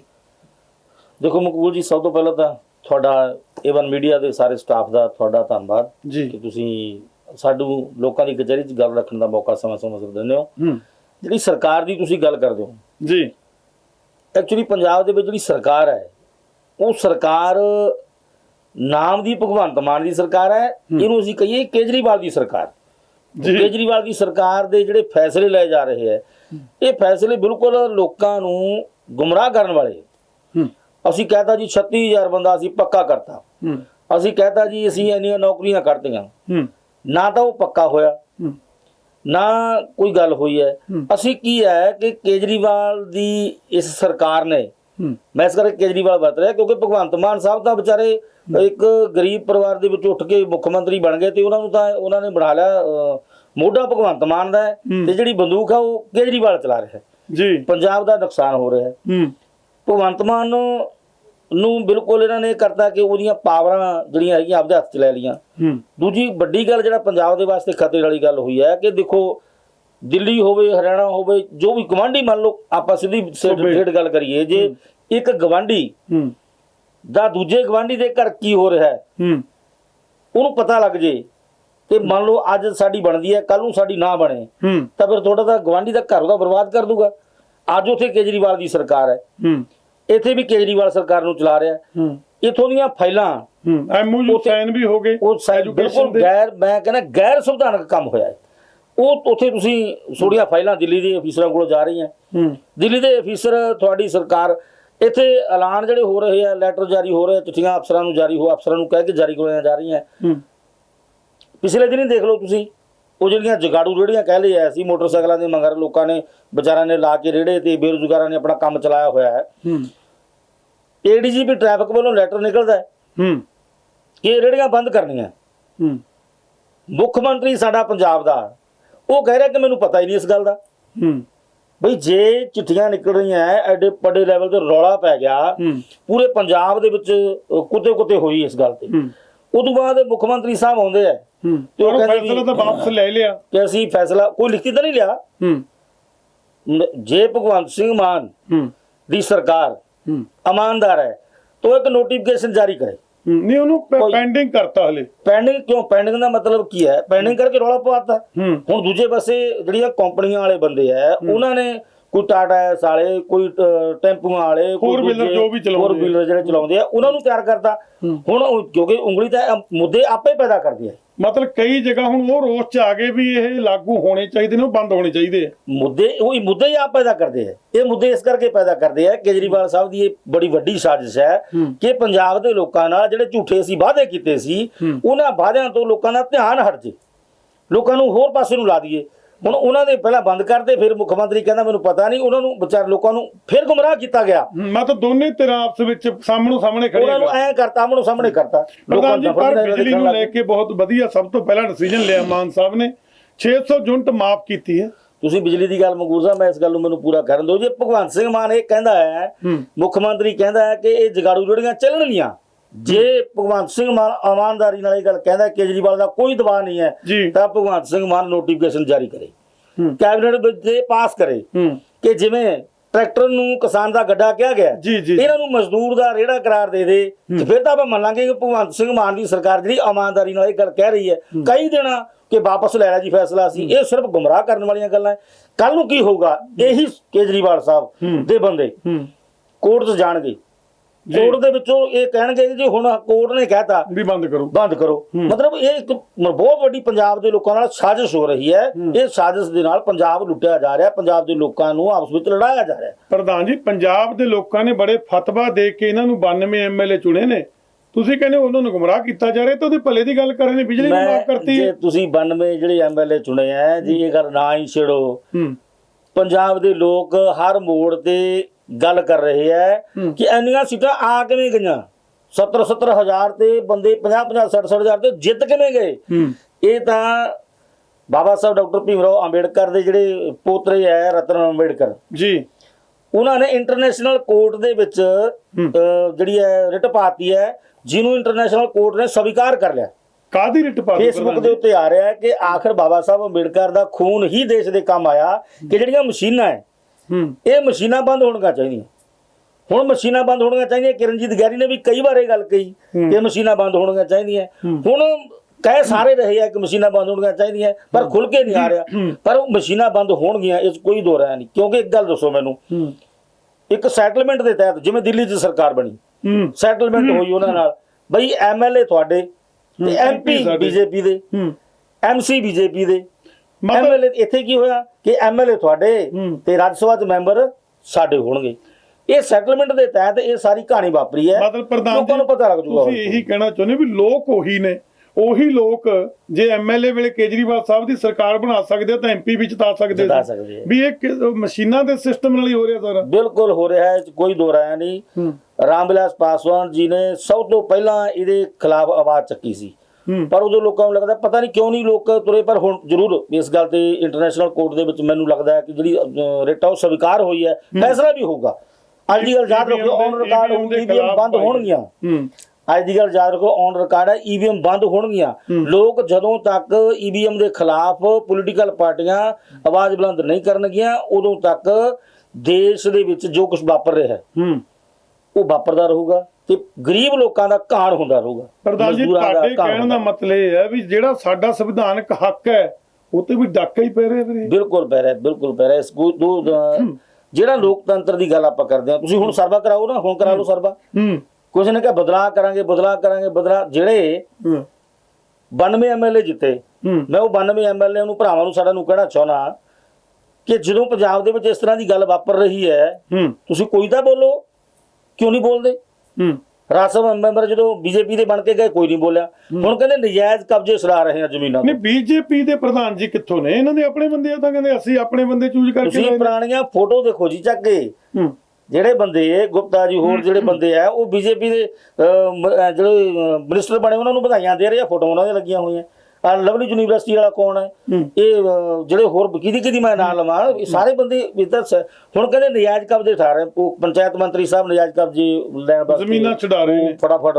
ਮੈਂ ਵੈਸੇ ਪਹਿਲੀ ਵਾਰ ਦੇਖਿਆ ਪਿਛਲੇ 30-32 ਸਾਲ ਤੋਂ ਆਪਾਂ ਰਾਜਨੀਤੀ ਜਾਂ ਕਿ ਕੋਈ ਮਿਨਿਸਟਰ ਜਾਵੇ ਕਬਜ਼ਾ ਛਡਾਉਣ, ਪਹਿਲੀ ਵਾਰ ਦੇਖੀ ਇਹ ਗੱਲ। ਜਿਹੜੀ ਥੱਲੇ ਵਾਲਾ ਜਿਹੜਾ ਤੰਤਰ ਹੈ, ਅਮਲਾ ਜਿਹੜਾ ਪੰਚਾਇਤ ਸੈਕਟਰੀ ਹੈ, BDO ਹੈ, DDPO ਹੈ, ਡਾਇਰੈਕਟਰ ਹੈ, ਇਹ ਸਾਰਾ ਇਹ ਤੰਤਰ ਕੀ ਕਰਦਾ ਹੈ। ਦੂਜੀ ਗੱਲ, ਭਾਈ ਸਾਹਿਬ ਜੇ ਤੁਸੀਂ ਕਬਜ਼ਾ ਛਡਾਉਣਾ ਹੈ ਤਾਂ ਲਵਲੀ ਯੂਨੀਵਰਸਿਟੀ ਨੇ ਕਿੰਨੀ ਨਜਾਇਜ਼ ਜ਼ਮੀਨ ਦੱਬੀ ਹੋਈ ਹੈ, ਤੁਹਾਡਾ ਰਾਜ ਸਭਾ ਮੈਂਬਰ ਹੈ ਉਹ, ਕਰੋ ਸ਼ੁਰੂਆਤ ਉੱਥੋਂ, ਕਿਉਂ ਨਹੀਂ ਕਰਦੇ। ਮਤਲਬ ਇਹ ਜਿਹੜੇ ਕਬਜ਼ੇ ਛਡਾਉਣ ਦੇ ਹੇਠ ਮੈਂ ਸਮਝਦਾ ਕਿ ਇਹ ਗੱਲ ਠੀਕ ਹੈ ਕਿ ਪੰਚਾਇਤੀ ਜ਼ਮੀਨਾਂ ਦੇ ਕਬਜ਼ੇ ਛਡਾ ਕੇ, ਪਰ ਕਰੋਗੇ ਕੀ। ਪੰਚਾਇਤੀ ਜ਼ਮੀਨਾਂ ਅਸੀਂ ਕਿਹਾ ਵੀ, ਮੈਂ 26 ਜਨਵਰੀ ਨੂੰ ਕਿਹਾ ਸੀ 6 ਲੱਖ ਏਕੜ ਜ਼ਮੀਨ ਜਿਹੜੀ ਪਈ ਹੈ ਪੰਜਾਬ ਦੇ ਵਿੱਚ, ਉਹ ਬੇਜ਼ਮੀਨੇ ਲੋਕਾਂ ਨੂੰ ਵੰਡਣੀ ਚਾਹੀਦੀ ਹੈ। ਜੀ ਜੀ। ਪਰ ਇਹਨਾਂ ਨੇ ਇੱਕ ਅੰਕੜਾ ਲਿਆਂਦਾ, ਕਿੱਥੋਂ ਲਿਆਂਦਾ ਪਤਾ ਨਹੀਂ ਇਹਨਾਂ ਨੇ ਕੀ ਕੀਤਾ, ਜਿਵੇਂ ਵੀ ਚਲੋ ਹਾਂ ਇੱਕ ਗੱਲ ਸਾਡੀ ਗੱਲ ਤਸਦੀਕ ਹੋ ਗਈ। ਹਾਂਜੀ 6 ਲੱਖ ਕਹਿੰਦੇ ਸੀ, ਇਹ ਕਹਿੰਦੇ 6,68,000 ਏਕੜ, ਚਲੋ ਮੰਨ ਗਏ। ਪਰ ਤੁਸੀਂ ਵੀ ਪਾਲਿਸੀ ਤਾਂ ਬਣਾਓ, ਕੋਈ ਨੀਤੀ ਤਾਂ ਬਣਾਓ, ਇਹ ਜ਼ਮੀਨ ਛਡਾ ਕੇ ਅਸੀਂ ਬੇਜ਼ਮੀਨੇ ਲੋਕਾਂ ਨੂੰ ਵੰਡਾਂਗੇ। ਤੁਸੀਂ ਵੰਡ ਦਿਓ, ਜਿਹੜੇ ਲੋਕਾਂ ਕੋਲ ਬੇਜ਼ਮੀਨ ਹੈ, ਜਿਹੜੇ ਲੋਕਾਂ ਨੂੰ ਜ਼ਮੀਨ ਵੰਡ ਦਿਓ, ਅਲਾਟਮੈਂਟ ਕਰ ਦਿਓ, ਫਿਰ ਲੋਕ ਆਪੇ ਛਡਾ ਲੈਣਗੇ। ਜੀ ਪ੍ਰਧਾਨ ਜੀ, ਮੈਂ ਤੁਹਾਨੂੰ 2 ਵਾਰੀ ਗੱਲ ਕਰ ਚੁੱਕਿਆ, ਇਹਨਾਂ ਨੇ ਤਾਂ ਜਿਹੜੇ ਲੋਕ ਭਲਾਈ ਦੇ ਕੰਮ ਮਾਨ ਸਾਹਿਬ ਨੇ ਤਾਂ ਸ਼ੁਰੂ ਕਰਤੇ ਹੈ। ਬਿਜਲੀ ਦੀ ਗੱਲ ਕੀਤੀ ਸੀ, ਗਰੰਟੀ ਦਿੱਤੀ ਸੀ, ਉਹ ਵੀ ਪੂਰੀ ਹੋ ਗਈ। ਕਿਹੜੀ ਗਰੰਟੀ ਪੂਰੀ ਹੋ ਗਈ? 600 ਯੂਨਿਟ ਮਾਫ। ਦੇਖੋ ਗਰੰਟੀ ਤਾਂ ਚਲੋ ਗਰੰਟੀ ਤਾਂ ਪੂਰੀ ਹੋ ਹੀ ਗਈ, ਬਿਜਲੀ ਆਉਂਦੀ ਹੋਈ ਨਹੀਂ ਕਿਤੇ। ਲੋਕ ਦਿਖਾ ਰਹੇ ਆ, ਪੱਖੀਆਂ ਦਿਖਾ ਰਹੇ ਆ, ਕੋਈ ਪੱਖੇ ਨੂੰ ਰਸਾ ਬਣ ਕੇ ਦਿਖਾ ਰਿਹਾ ਕਿ ਵੀ ਦੇਖੋ ਇਹ ਬਦਲਾ, ਲੋਕ ਕਹਿ ਰਹੇ ਕਿ ਆਹ ਬਦਲਾਅ ਹੋ ਗਿਆ ਜੀ। ਜਿਹੜੇ ਬਿਜਲੀ ਦੇ ਮੁੱਦੇ ਦੇ ਉੱਤੇ ਵੀ ਇਹਨਾਂ ਨੇ ਲੋਕਾਂ ਨੂੰ ਲੜਾਤਾ। ਇਹ ਅਸਲ 'ਚ ਕੇਜਰੀਵਾਲ ਸਾਹਿਬ ਦੀ ਸਾਜ਼ਿਸ਼ ਹੈ ਕਿ ਪੰਜਾਬ ਦੇ ਵਿੱਚ ਜਿਹੜਾ ਲੋਕਾਂ ਨੂੰ ਆਪਸ ਵਿੱਚ ਲੜਾ ਦਿਓ ਤੇ ਲੋਕ ਮੁੱਦੇ ਜਿਹੜੇ ਆ ਉਹ ਜਿਹੜੀ ਗਰੰਟੀਆਂ ਸੀ ਕੀਤੀਆਂ, ਲੋਕਾਂ ਨਾਲ ਝੂਠੇ ਵਾਅਦੇ ਕੀਤੇ ਤੇ ਲੋਕ ਉਹਨਾਂ ਗੱਲਾਂ ਨੂੰ ਭੁੱਲ ਜਾਣ। ਹੁਣ ਲੜਾਇਆ ਕਿਵੇਂ? ਪਹਿਲਾਂ ਕਹਿਤਾ ਸੀ ਵੀ 600 ਯੂਨਿਟ ਮਾਫ ਕਰ ਦੇਂਗੇ, 300 ਯੂਨਿਟ ਮਾਫ ਕਰ ਦੇਂਗੇ ਜੀ। ਫਿਰ ਕਹਿੰਦੇ ਵੀ ਜਿਹੜੇ SC ਭਾਈਚਾਰਾ ਹੈ, SC BC ਭਾਈਚਾਰਾ, BPL ਭਾਈਚਾਰਾ ਹੈ, ਉਹਨਾਂ ਨੂੰ 300 ਯੂਨਿਟ 600 ਯੂਨਿਟ ਤੋਂ ਉੱਪਰ ਜੀ ਆਊਗਾ ਤਾਂ ਨਹੀਂ ਭਰਨਾ ਪੈਣਾ, 600 ਮਾਫ। 600 ਮਾਫ ਹੈ ਜੀ। ਜੇ ਉਦੋਂ ਥੱਲੇ ਫੇਸਬੁੱਕ ਤੇ ਦੇਖੋ, ਤੁਸੀਂ ਸੋਸ਼ਲ ਮੀਡੀਆ ਤੇ ਦੇਖੋ, ਜਰਨਲ ਕੈਟਾਗਰੀ ਦੇ ਸਾਡੇ ਭਰਾ, SC ਕੈਟਾਗਰੀ ਦੇ ਸਾਡੇ ਭਰਾ ਜਿਹੜੇ ਹੈਗੇ ਆ, ਉਹ ਐਡਾ ਕੁ ਜ਼ਹਿਰ ਉਗਲਿਆ ਗਿਆ ਇੱਕ ਦੂਜੇ ਦੇ ਖਿਲਾਫ, ਇੱਕ ਦੂਜੇ ਦੇ ਖਿਲਾਫ ਆਪਸ ਵਿੱਚ ਜਿਹੜੇ ਦੋਸਤ ਸੀ ਉਹਨਾਂ ਨੂੰ ਵੀ ਐਂ ਲੱਗਣ ਲੱਗ ਗਿਆ ਕਿ ਪਤਾ ਨਹੀਂ ਸੀ ਦੁਸ਼ਮਣ ਬਣ ਗਏ। ਇੱਕ ਦੂਜੇ ਨੂੰ, ਦੋਸਤਾਂ ਨੂੰ ਦੁਸ਼ਮਣ ਬਣਾਉਣ ਦਾ ਕੰਮ ਜਿਹੜਾ ਹੈ ਇਹ ਕੇਜਰੀਵਾਲ ਸਰਕਾਰ ਨੇ ਜਿਹੜਾ ਕੀਤਾ ਹੈ ਬਹੁਤ ਹੀ ਮੰਦਭਾਗਾ ਹੈ। ਫਿਰ ਬਿਜਲੀ ਮੰਤਰੀ ਜਿਹੜਾ ਹੈ ਉਹ ਸਟੇਟਮੈਂਟ ਦਿੰਦਾ ਹੈ ਕਿ ਨਹੀਂ ਜੀ ਇਹ ਤਾਂ SC ਭਾਈਚਾਰਾ ਜਿਹੜਾ ਹੈਗਾ, BC ਭਾਈਚਾਰਾ ਹੈਗਾ, ਉਹਨਾਂ ਨੂੰ ਵੀ ਬਿੱਲ ਭਰਨਾ ਪਊਗਾ। ਫਿਰ ਉਹ ਅੱਜ ਇੱਕ ਮਿਨਿਸਟਰ, ਬੜੀ ਹੈਰਾਨੀ ਵਾਲੀ ਗੱਲ ਇਹ ਹੈ, ਮੁੱਖ ਮੰਤਰੀ ਕੁਛ ਹੋਰ ਕਹਿ ਦਿੰਦਾ ਹੈ, ਮਿਨਿਸਟਰ ਕੁਛ ਹੋਰ ਕਹਿ ਦਿੰਦਾ ਹੈ, ਅਫਸਰ ਕੁਛ ਹੋਰ ਕਹਿ ਦਿੰਦੇ ਆ, ਬਿਜਲੀ ਬੋਰਡ ਦਾ ਚੇਅਰਮੈਨ ਕੁਛ ਹੋਰ ਕਹਿ ਦਿੰਦਾ ਹੈ। ਵੀ ਇਹ ਅਸਲ 'ਚ ਸਿਸਟਮ ਇਹਨਾਂ ਨੂੰ ਪਤਾ ਹੀ ਲੱਗ ਰਿਹਾ। ਪ੍ਰਧਾਨ ਜੀ, ਹਾਲ ਤੱਕ ਲੋਕਾਂ ਨੂੰ ਇਹ ਵੀ ਨਹੀਂ ਪਤਾ ਵੀ ਇਹਦਾ ਫੈਸਲਾ ਹੋਇਆ ਕੀ ਹੈ। ਹੁਣ ਹੋਇਆ ਹੀ ਨਹੀਂ ਫੈਸਲਾ ਕੋਈ ਨਹੀਂ। ਹੁਣ ਇਹਦੇ ਤੇ ਅਸਲ ਦੇ ਵਿੱਚ ਕੀ ਹੈ? ਅਸਲ ਦੇ ਵਿੱਚ ਇਹਦੇ ਕੋਈ ਫੈਸਲਾ ਹੋਇਆ ਹੀ ਨਹੀਂ। ਲੋਕਾਂ ਨੂੰ ਭੰਬਲ ਭੂਸੇ 'ਚ ਪਾਤਾ ਕਿ ਸ਼ਾਇਦ ਅਕਤੂਬਰ ਦੀ ਗੱਲ ਕਹੀ ਹੈ ਉਹਨਾਂ ਨੇ ਕਿ ਅਕਤੂਬਰ ਤੋਂ ਅਸੀਂ ਕਰਾਂਗੇ, ਜੁਲਾਈ ਤੋਂ ਅਸੀਂ ਕਰਾਂਗੇ, ਕੋਈ ਜੁਲਾਈ ਤੋਂ ਕਰਾਂਗੇ। ਹੁਣ ਜੁਲਾਈ ਤੱਕ ਇਹ ਰਿਐਕਸ਼ਨ ਦੇਖਦੇ ਆ। ਅਸਲ 'ਚ ਕੀ ਹੈ, ਇਹ ਲੋਕਾਂ ਦਾ ਰਿਐਕਸ਼ਨ ਦੇਖਦੇ ਆ ਕਿ ਲੋਕਾਂ ਦਾ ਰਿਐਕਸ਼ਨ ਕੀ ਹੋਊਗਾ। ਉਤੋਂ ਇਹ ਕੇਜਰੀਵਾਲ ਸਾਹਿਬ ਦੀ ਸਾਰੀ ਪਲੈਨਿੰਗ ਹੈ। ਉਹ ਰਿਐਕਸ਼ਨ ਦੇਖਣ ਤੋਂ ਬਾਅਦ ਫਿਰ ਭਗਵੰਤ ਮਾਨ ਸਾਹਿਬ ਨੇ ਅੱਜ ਕੱਲ੍ਹ ਪ੍ਰੈਸ ਕਾਨਫਰੰਸ ਕਰਨੀ ਕਰਤੀ ਬੰਦ, ਕਿਉਂਕਿ ਲੋਕਾਂ ਦਾ ਤੁਸੀਂ ਫੇਸ ਨਹੀਂ ਕਰ ਸਕਦੇ। ਨਹੀਂ, ਉਹ ਤੁਸੀਂ ਪ੍ਰੈਸ ਕਾਨਫਰੰਸ ਨੂੰ ਫੇਸ ਨਹੀਂ ਕਰ ਸਕਦੇ, ਇਸ ਕਰਕੇ ਉਹਨਾਂ ਨੇ ਕਮਰਾ ਬਣਾ ਲਿਆ। ਉਹ ਕਮਰੇ ਦੇ ਵਿੱਚੋਂ ਲਾਈਵ ਹੁੰਦੇ ਆ, ਉਹ ਲਾਈਵ ਹੋ ਕੇ ਉਹੀ ਪ੍ਰੈਸ ਨੂੰ ਰਿਲੀਜ਼ ਹੋ ਜਾਂਦਾ ਹੈ, ਕਿਉਂਕਿ ਉਹ ਫੇਸ ਨਹੀਂ ਕਰ ਪਾ ਰਹੇ। ਪ੍ਰਧਾਨ ਜੀ, ਕੱਲ ਤੱਕ ਜਿਹੜੀ ਪਾਰਟੀ ਕਹਿੰਦੀ ਸੀ ਵੀ ਸਵਾਲ ਕਰੋ, ਲੀਡਰਾਂ ਨੂੰ ਸਵਾਲ ਕਰੋ, ਅੱਜ ਉਹ ਲੋਕਾਂ ਦੇ ਸਵਾਲਾਂ ਤੋਂ ਫਿਰ ਇਦਾਂ ਲੋਕੂਗੀ ਤਾਂ ਕੰਮ ਚੱਲੂਗਾ? ਦੇਖੋ, ਉਹਨਾਂ ਨੂੰ ਪਤਾ ਇਸ ਗੱਲ ਦਾ ਕਿ ਅਸੀਂ ਝੂਠ ਬੋਲਿਆ, ਉਹਨਾਂ ਨੂੰ ਇਸ ਗੱਲ ਦਾ ਪਤਾ ਕਿ ਝੂਠ ਬੋਲਿਆ ਸੀ। ਝੂਠ ਦਾ ਜਿਹੜਾ ਝੂਠ ਹੁੰਦਾ ਉਹ ਜ਼ਿਆਦਾ ਦੇਰ ਨਹੀਂ ਟਿਕਦਾ। ਹੁਣ ਜਿਹੜੇ ਕਹਿੰਦੇ ਸੀ ਬਈ ਕਿਸੇ ਦੀਆਂ ਪੱਗਾਂ ਨਹੀਂ ਰੁਲਣਗੀਆਂ, ਚੁੰਨੀਆਂ ਨਹੀਂ ਰੁਲਣਗੀਆਂ, ਕੋਈ ਧਰਨੇ ਨਹੀਂ ਲੱਗਣਗੇ, ਹੁਣ ਧਰਨੇ ਵੀ ਲੱਗ ਰਹੇ ਆ। ਸਟਾਰਟਿੰਗ ਜੀ ਕਿਸਾਨਾਂ ਦੇ ਉੱਤੇ ਡਾਂਗ ਫਿਰੀ ਲੰਬੀ, ਤੇ ਕੱਲ ਪਰਸੋਂ ਜਿਹੜੇ ਸਿੱਖਿਆ ਮੰਤਰੀ ਹੈਗੇ ਅਮਿਤ ਹੇਅਰ ਜੀ, ਉਹਨਾਂ ਦੇ ਉਹ ਅਧਿਆਪਕ ਕਹਿੰਦੇ ਸਾਨੂੰ ਤੁਸੀਂ ਕਿਹਾ ਸੀ, ਉਦੋਂ ਅੱਜ ਫੋਟੋਆਂ ਛਪੀਆਂ ਕਿ ਉਹ ਟੈਂਕੀ ਤੇ ਚੜ੍ਹ ਕੇ, ਉਦੋਂ ਇਹਨਾਂ ਨੇ ਕਿਹਾ ਉਹ ਟੈਂਕੀਆਂ ਤੇ ਚੜ੍ਹੇ ਸੀ ਟੀਚਰ, ਟੈਂਕੀਆਂ ਦੇ ਉੱਤੇ ਚੜ੍ਹ ਕੇ ਉਹਨਾਂ ਨਾਲ ਵਾਅਦਾ ਕੀਤਾ ਕਿ ਸਾਨੂੰ ਲੈ ਕੇ ਆਓ, ਸਾਨੂੰ ਟੈਂਕੀ ਤੇ ਚੜ੍ਹਨ ਦੀ ਲੋੜ ਨਹੀਂ ਪੈਣੀ। ਹੁਣ ਉਹਨਾਂ ਦੀਆਂ ਪੱਗਾਂ ਵੀ ਰੁਲੀਆਂ ਵਿਚਾਰਿਆਂ ਦੀਆਂ, ਉਹ ਬੀਬੀਆਂ ਨੂੰ ਵੀ ਧੱਕੇ ਵਜੇ, ਸਾਰਾ ਕੁਝ ਹੋਇਆ। ਇਹ ਹੋ ਸਾਰਾ ਕੁਝ ਉਵੇਂ ਹੀ ਰਿਹਾ। ਪਹਿਲਾਂ ਕਹਿੰਦੇ ਸੀ ਬਈ ਖਜ਼ਾਨਾ ਕਿਉਂ ਕਹਿੰਦੇ ਹੋ ਖਾਲੀ ਖਜ਼ਾਨਾ, ਜਿਹੜੀ ਸਰਕਾਰ ਆਉਂਦੀ ਹੈ ਮਾਨ ਸਾਹਿਬ ਕਹਿੰਦੇ ਸੀ ਵੀ ਖਜ਼ਾਨਾ ਖਾਲੀ, ਪੀਪਾ ਹੁੰਦਾ, ਤੇ ਬਈ ਹੁਣ ਤੁਸੀਂ ਫੇਰ ਕਹੀ ਜਾਂਦੇ ਹੋ ਬਈ ਖਜ਼ਾਨਾ ਦਾ ਖਾਲੀ ਹੈ। ਫਿਰ ਤੁਹਾਡੇ ਚ ਉਹਨਾਂ ਦਾ ਫਰਕ ਕੀ ਹੈ ਬਈ? ਨਹੀਂ ਪ੍ਰਧਾਨ ਜੀ, ਹਲੇ ਸਮਾਂ ਤਾਂ ਦੇਣਾ ਚਾਹੀਦਾ ਨਾ, ਹਲੇ ਤਾਂ ਸਮਾਂ ਹੀ ਕੁਛ ਨਹੀਂ, 1.5 ਮਹੀਨਾ ਹੋਇਆ।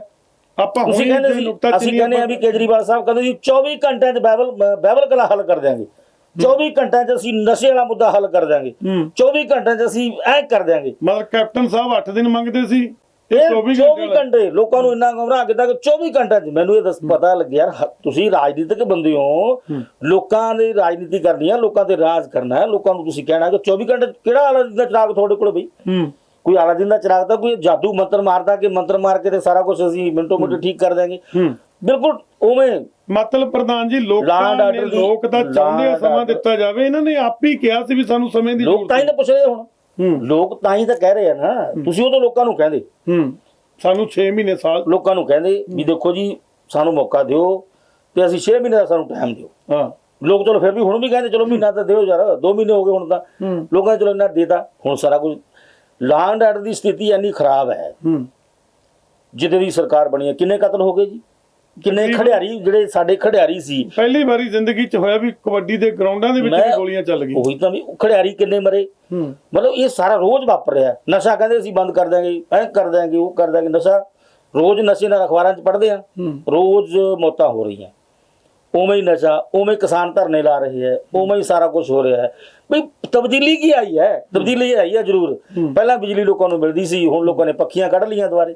ਮਤਲਬ 600 ਯੂਨਿਟ ਤਾਂ ਸ਼ਾਇਦ ਫੁੱਕੇ ਹੀ ਨਾ, ਜੇ ਇਹੀ ਹਾਲ ਰਿਹਾ। ਮਤਲਬ ਦੇਖੋ ਉਹ ਆਪਦੀ ਜਗ੍ਹਾ ਸੱਚੇ ਹੈ। ਉਹਨਾਂ ਨੇ ਇਹ ਵਾਅਦਾ ਨਹੀਂ ਕੀਤਾ ਤੁਹਾਨੂੰ ਬਿਜਲੀ ਦੇਵਾਂਗੇ ਅਸੀਂ, ਉਹਨਾਂ ਨੇ ਇਹ ਵਾਅਦਾ ਕੀਤਾ ਕਿ ਤੁਹਾਨੂੰ ਬਿੱਲ ਮਾਫ ਕਰਾਂਗੇ ਅਸੀਂ। ਜਦੋਂ ਬਿਜਲੀ ਆਈ ਉਹਨਾਂ ਬਿੱਲ ਤਾਂ ਮਾਫ ਹੀ ਹੈ। ਫਿਰ ਜਦੋਂ 600 ਯੂਨਿਟ ਤੋਂ 1 ਵੀ ਯੂਨਿਟ ਜਦੋਂ ਬਿਜਲੀ ਨਾ ਆਈ। ਪ੍ਰਧਾਨ ਜੀ ਸਰਕਾਰ ਦੀ ਅਲੱਗ-ਅਲੱਗ ਜਗ੍ਹਾ ਫਾਇਰਿੰਗ ਹੋਈ, ਕਈ ਜਗ੍ਹਾ ਗੋਲੀਆਂ ਸ਼ਰੇਆਮ ਚੱਲੀਆਂ ਨੇ, ਕਬੱਡੀ ਦੇ ਗਰਾਊਂਡਾਂ ਦੇ ਵਿੱਚ ਚੱਲੀਆਂ, ਪਟਿਆਲੇ 'ਚ 2-3 ਜਗ੍ਹਾ ਚੱਲੀਆਂ। ਸਭ ਤੋਂ ਵੱਡੀ ਜਿਹੜੀ ਗੱਲਬਾਤ ਹੋਈ ਕਾਲੀ ਮਾਤਾ ਮੰਦਿਰ ਦੇ ਅੱਗੇ, ਜਿਹੜਾ ਦੇਖੋ ਹੁਣ ਤਾਂ ਕੋਈ, ਅਸੀਂ ਪਹਿਲਾਂ ਵੀ 2-3 ਐਪੀਸੋਡ ਕੀਤੇ ਨੇ ਵੀ ਮਾਤਾ ਦੇ ਮੰਦਿਰ ਤੇ ਅਟੈਕ ਹੋ ਗਿਆ, ਐਸੀ ਕੋਈ ਗੱਲ ਆਪਸ ਵਿੱਚ ਜਿਹੜਾ ਪੜਾਉਣ ਦੀ ਕੋਸ਼ਿਸ਼ ਕੀਤੀ ਗਈ ਹਿੰਦੂ ਭਾਈਚਾਰਾ ਤੇ ਸਿੱਖ ਭਾਈਚਾਰੇ ਨੂੰ, ਇਹਨੂੰ ਕਿਸ ਤਰ੍ਹਾਂ ਦੇਖਦੇ ਹੋ ਤੁਸੀਂ? ਪਾਰਟੀ ਤੁਹਾਡੀ ਕਾਂਗਰਸ ਕਿਸ ਤਰ੍ਹਾਂ ਦੇਖਦੀ ਹੈ? ਦੇਖੋ ਗੱਲ ਇਹ ਹੈ, ਅਸੀਂ ਹਮੇਸ਼ਾ ਹੀ, ਜੇ ਮੈਂ ਨਿੱਜੀ ਤੌਰ ਤੇ ਕਿਰਨਜੀਤ ਸਿੰਘ ਦੀ ਆਪਣੀ ਗੱਲ ਕਰਾਂ ਜਾਂ ਮੇਰੀ ਕਾਂਗਰਸ ਪਾਰਟੀ ਦੀ ਗੱਲ ਕਰਾਂ, ਮੇਰੀ ਕਾਂਗਰਸ ਪਾਰਟੀ ਦੇ ਜਿਹੜੇ ਪ੍ਰਧਾਨ ਹੈਗੇ ਆ ਸਾਡੇ ਰਾਜਾ ਵੜਿੰਗ ਜੀ, ਉਹਨਾਂ ਨੇ ਪਟਿਆਲਾ ਜੋ ਕਾਲੀ ਮਾਤਾ ਮੰਦਿਰ ਦਾ, ਗੁਰਦੁਆਰਾ ਸਾਹਿਬ ਦਾ, ਸਾਰੀ ਜਗ੍ਹਾ ਦਾ, ਕਿਉਂਕਿ ਕਾਂਗਰਸ ਪਾਰਟੀ ਧਰਮ ਨਿਰਪੱਖ ਪਾਰਟੀ ਹੈ। ਦੂਜੀ ਗੱਲ, ਤੁਸੀਂ ਅਖਬਾਰਾਂ 'ਚ ਹੀ ਪੜ੍ਹਿਆ ਹੋਣਾ, ਇੰਟੈਲੀਜੈਂਸੀ ਨੇ ਪਹਿਲਾਂ ਰਿਪੋਰਟ ਦੇਤੀ ਸੀ ਸਰਕਾਰ ਨੂੰ, 1 ਮਹੀਨਾ ਪਹਿਲਾਂ ਇੰਟੈਲੀਜੈਂਸੀ ਨੇ ਰਿਪੋਰਟ ਦੇਤੀ ਸੀ ਕਿ ਇਹ ਇਸ ਤਰ੍ਹਾਂ ਦਾ ਇੱਥੇ ਘਟਨਾਕ੍ਰਮ ਵਾਪਰ ਸਕਦਾ ਹੈ। ਜਦ 1 ਮਹੀਨਾ ਪਹਿਲਾਂ ਦੇਤੀ ਰਿਪੋਰਟ ਤੁਹਾਨੂੰ, ਤੇ ਮੁੱਖ ਮੰਤਰੀ ਸਾਹਿਬ ਕੀ ਕਰ ਰਹੇ?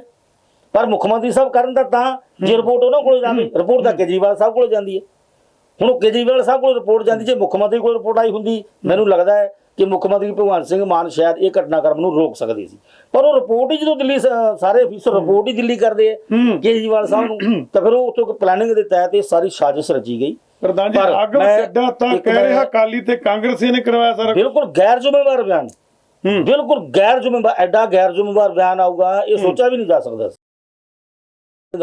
ਕਿ ਇੱਥੇ ਐਸਐਸਪੀ ਜਿਹੜਾ ਨਾਨਕ ਸਿੰਘ, ਜਿਹੜੇ ਬੰਦੇ ਨੇ ਮਤਲਬ ਕੋਈ ਦੰਗਾ ਨਹੀਂ ਹੋਣ ਦਿੱਤਾ, ਮੌਕੇ ਤੇ ਖੜ ਕੇ ਆਪ ਬੰਦੇ ਨੇ, ਕੋਈ ਉਸ ਅਫਸਰ ਨੇ ਕੀ ਕਹਿੰਦੇ ਕੋਈ ਕੈਜੁਅਲਟੀ ਨਹੀਂ ਹੋਣ ਦਿੱਤੀ। ਇੱਕ ਸਿਪਾਹੀ ਦੀ ਤਰ੍ਹਾਂ ਮੈਂ ਆਪਣੇ ਮਤਲਬ 20 ਸਾਲ ਦੇ ਸਿਸਟਮ 'ਚ ਪਹਿਲੀ ਵਾਰ ਦੇਖਿਆ ਕੋਈ ਐਸਐਸਪੀ ਇੱਕ ਸਿਪਾਹੀ ਦੀ ਤਰ੍ਹਾਂ ਭੱਜਿਆ ਫਿਰਦਾ ਹੋਵੇ, ਔਰ ਸਿਪਾਹੀ ਦੀ ਤਰ੍ਹਾਂ ਉਹ ਬੰਦਾ ਨੂੰ ਫੜਦਾ ਫਿਰਦਾ ਹੋਵੇ। ਉਸ ਐਸਐਸਪੀ ਨੂੰ ਇਹਨਾਂ ਨੇ ਬਦਲ ਕੇ ਕੀ ਕੀਤਾ? ਐਸਐਸਪੀ ਨੂੰ ਬਦਲ ਕੇ ਕਿ ਲੋਕਾਂ ਦੀ ਲੋਕ ਠੰਡੀ ਲੋ ਜੀ ਅਸੀਂ ਐਸਐਸਪੀ ਬਦਲਤਾ।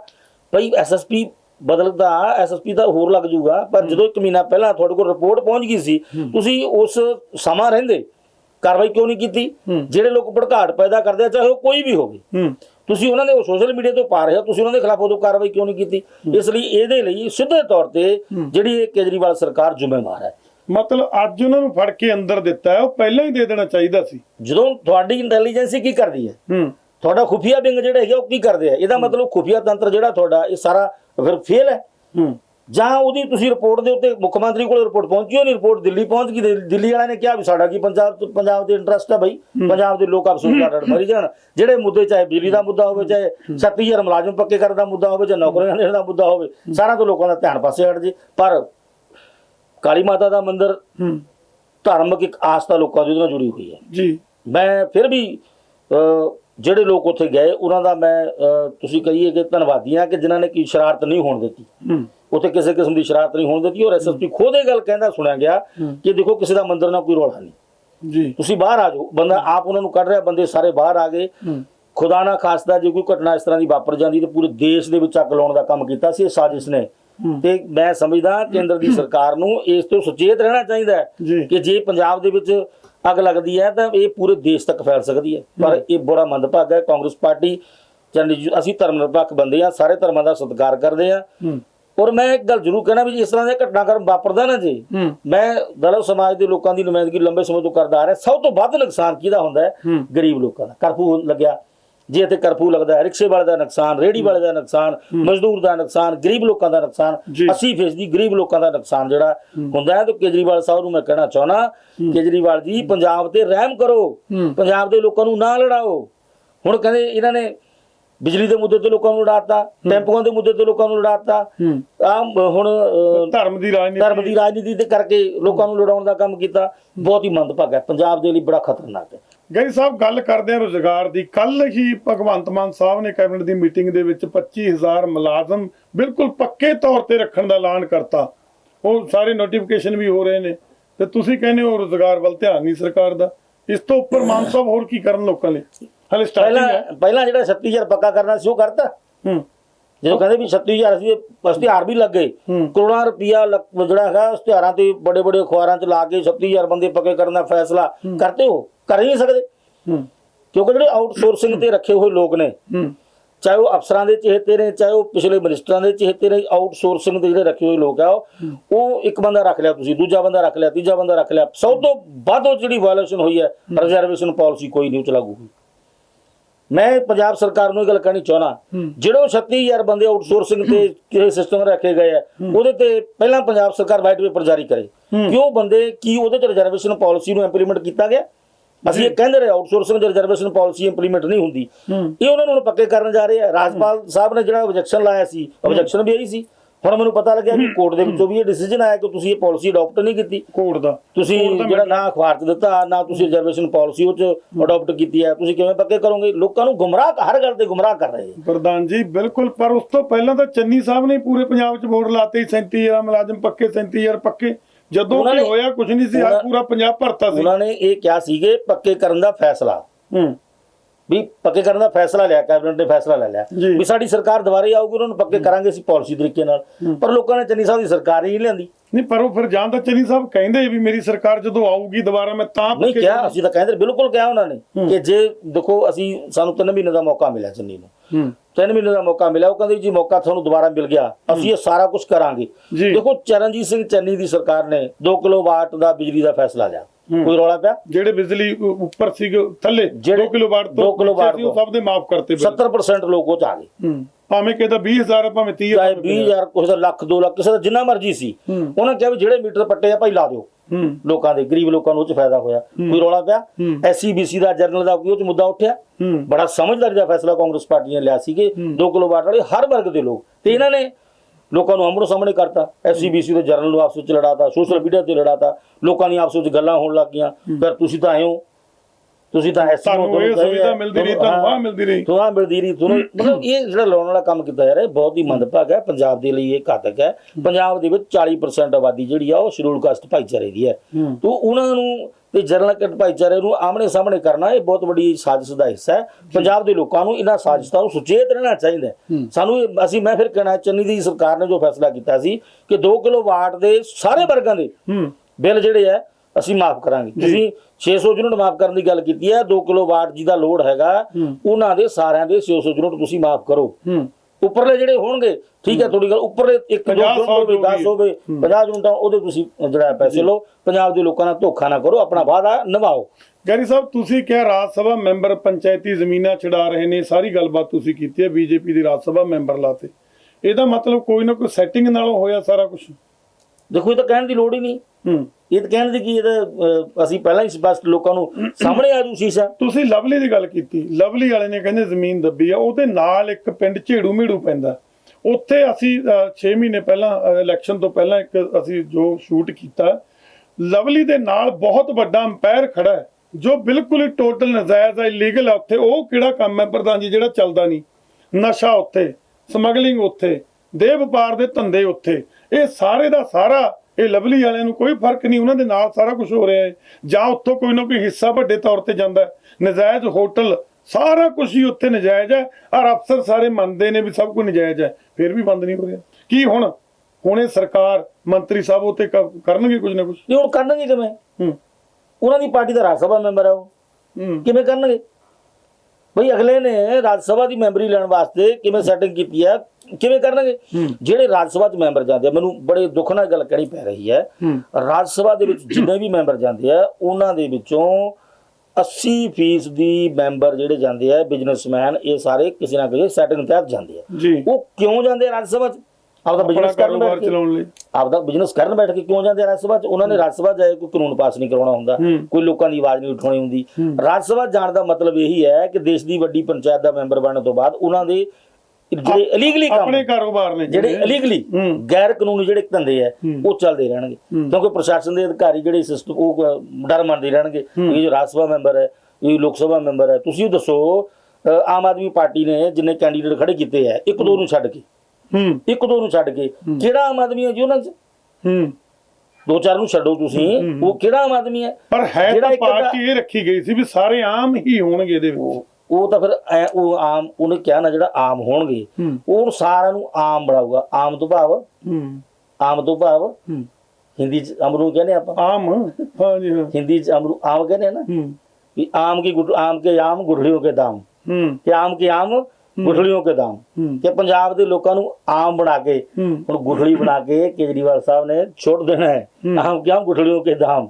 ਇਹ ਹੁਣ ਆਮ ਦਾ ਅਰਥ ਇਹ ਨਿਕਲਣ ਵਾਲਾ ਹੈ ਜਲਦੀ, 6 ਮਹੀਨੇ ਦਾ ਟਾਈਮ ਹੈ, 6 ਮਹੀਨਿਆਂ 'ਚ ਪਤਾ ਲੱਗ ਜਾਣਾ। ਪਰ ਸਾਹਿਬ ਭਗਵੰਤ ਸਿੰਘ ਮਾਨ ਮੁੱਖ ਮੰਤਰੀ ਸਾਹਿਬ ਨੂੰ ਮੈਂ ਕਹਿਣਾ ਚਾਹੁੰਦਾ, ਮੁੱਖ ਮੰਤਰੀ ਸਾਹਿਬ ਤੁਸੀਂ ਪੰਜਾਬ ਦੇ ਲੋਕਾਂ ਨਾਲ ਬੜਾ ਵਾਅਦਾ ਕਰਕੇ ਆਏ ਹੋ, ਪੰਜਾਬ ਦੀਆਂ ਪਹਿਲਾਂ ਦਿੱਲੀ ਨਾ ਭੇਜੋ, ਪੰਜਾਬ ਦਾ ਪਰਦਾ ਕਹਿੰਦੇ ਪੰਜਾਬੀ ਦੇਸੀ ਭਾਸ਼ਾ 'ਚ ਗੱਲ ਕਹਿੰਦੇ ਹੁੰਦੇ ਆ ਕਿ ਜੇ ਕੁੜਤਾ ਚੱਕੋ ਤੇ ਡੱਪੜਾ ਨੰਗਾ ਹੋਣਾ ਹੈ। ਤੇ ਇਸ ਕਰਕੇ ਭਗਵੰਤ ਸਿੰਘ ਮਾਨ ਜੀ ਪੰਜਾਬ ਦੇ ਲੋਕਾਂ ਨੇ ਤੁਹਾਡੇ ਤੇ ਭਰੋਸਾ ਕੀਤਾ, ਤੁਸੀਂ ਆਪ ਖੁਦ ਪੰਜਾਬ ਨੂੰ ਚਲਾਓ, ਕਿਸੇ ਦੇ ਹੱਥਾਂ 'ਚ ਪੰਜਾਬ ਨਾ ਦਿਓ। ਇਹ ਮੈਂ ਮੁੱਖ ਮੰਤਰੀ ਸਾਹਿਬ ਨੂੰ ਕਹਿਣਾ ਚਾਹੁੰਦਾ। ਜਿਹੜੇ ਮਿਨਿਸਟਰ ਸਾਹਿਬਾਨ ਨੇ ਉਹਨਾਂ ਨੂੰ ਮੈਂ ਕਹਿਣਾ ਚਾਹੁੰਦਾ, ਬੜੇ ਦੁੱਖ ਨਾਲ ਇਹਦਾ ਅੰਦਰੋਂ ਅੰਦਰ ਸੁਲਗਣਾ ਸ਼ੁਰੂ ਹੋ ਗਿਆ। ਜਿਹੜੇ ਬੰਦੇ ਅਮਨ ਅਰੋੜਾ ਸੀ ਮੰਤਰੀ ਬਣਨਾ ਚਾਹੀਦਾ ਸੀ, ਨਹੀਂ ਬਣਾਇਆ।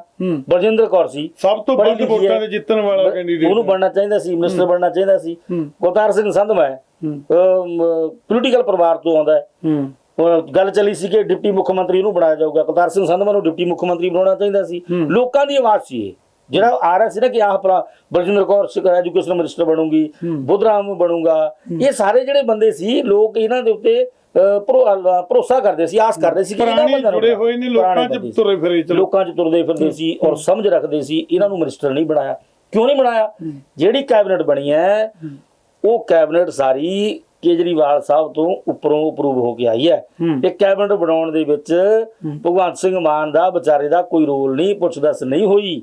ਭਗਵੰਤ ਸਿੰਘ ਮਾਨ ਤਾਂ ਅੰਦਰੋਂ ਬਹੁਤ ਦੁਖੀ ਹੈ। ਤੁਸੀਂ ਭਗਵੰਤ ਸਿੰਘ ਮਾਨ ਦੀ ਫੇਸ ਰੀਡਿੰਗ, ਬੋਡੀ ਲੈਂਗੁਏਜ ਦੇਖੋ। ਹੁਣ ਭਗਵੰਤ ਸਿੰਘ ਮਾਨ ਵਿਚਾਰਾ ਪ੍ਰੈਸ ਕਾਨਫਰੰਸ ਕਿਉਂ ਨਹੀਂ ਕਰਦਾ?